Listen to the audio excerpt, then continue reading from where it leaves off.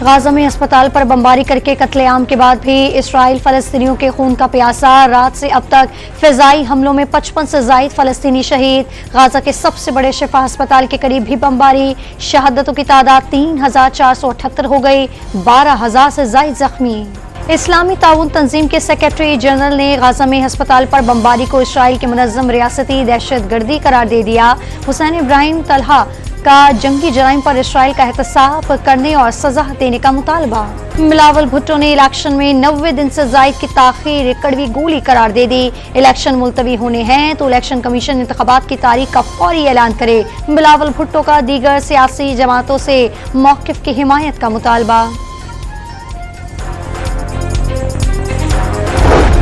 اور پشاور میں ترکھم بارڈر پر غیر قانونی افغان مہاجرین کی واپسی پر سامان اور گاڑیوں کی سخت چیکنگ، تلاشی کے دوران افغان باشندے سے $3000 برآمد۔